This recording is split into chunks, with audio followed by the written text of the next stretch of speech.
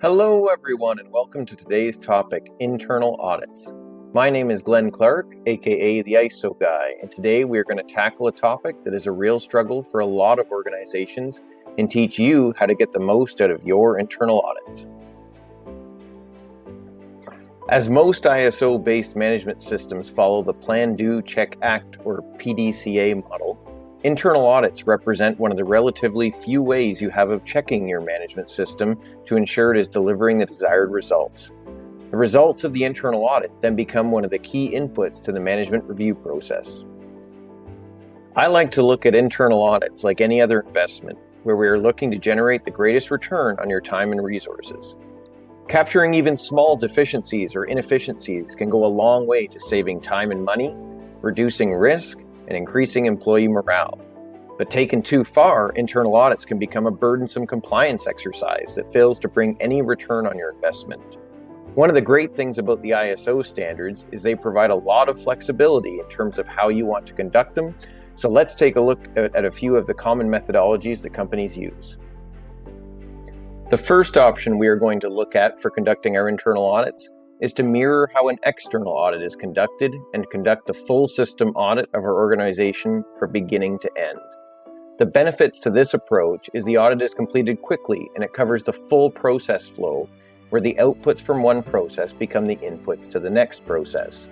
The downside to this approach is it is a point-in-time exercise where we look at our operation and we may wait up to an entire full year after this before getting another snapshot as to the effectiveness of our system.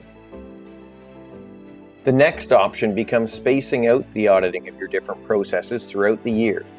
The advantage to this approach are that it spreads the workload of the audit out over a longer period of time, reducing the burden on the internal audit team and the disruption to the company as a whole.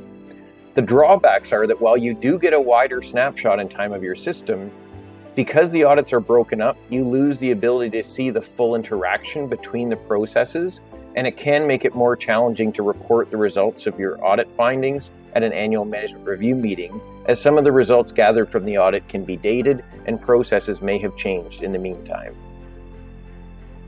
This brings us to the third option, which is a hybrid of the first two approaches. Under this model, we are going to audit our processes at different frequencies based on our past performance and how critical those processes are to the business. In this illustration, we are shown auditing certain key processes quarterly, others semi-annually, and our lowest risk processes annually. The only measurable downside to this approach is the additional time investment as compared to the first two models. But by focusing our efforts on the areas of the business that pose us the greatest risk, and conversely, the greatest opportunities to improve, we are ensuring that we get the most out of our internal audit.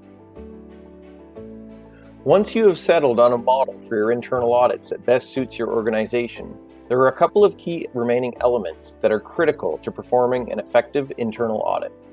The people conducting the audit need to be competent to do so.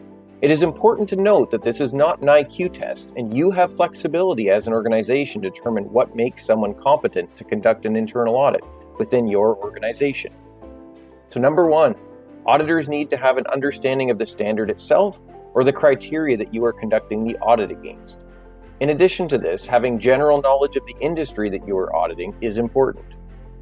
Number two, auditors need to have the soft skills as an auditor to where you can put the auditee at ease while you are auditing them, while never being intimidated yourself to ask the necessary questions to determine the effectiveness of a process or an operational control. Number three, auditors need to be able to summarize the findings of the audit in a bulletproof report backed up by objective evidence to substantiate the findings that you have come to. The other critical element when conducting an internal audit that is often overlooked is the need to be objective and impartial while conducting the audit. You need to make sure that you are free from any conflicts of interest when auditing, or the auditee can quickly become conflicted between saying what they actually believe and what they believe the auditor wants to hear.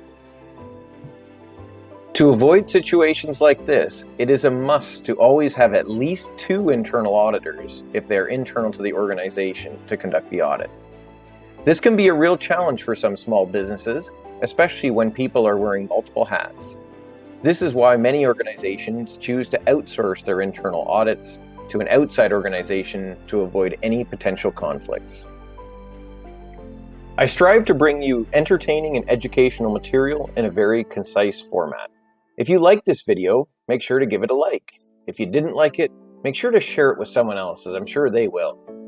Please comment below what you learned from the video and let me know if there are any topics you would like to see covered in a future video. If you want to see more videos like this, be sure to subscribe. And if you hate being the last to know, make sure you turn on notifications so you will be the very first to know when the next video comes out. If after watching this video you feel your organization could still use some support in building your internal audit program, I highly recommend you reach out to our friendly and knowledgeable team at Seratos Consulting Inc. Thank you and goodbye.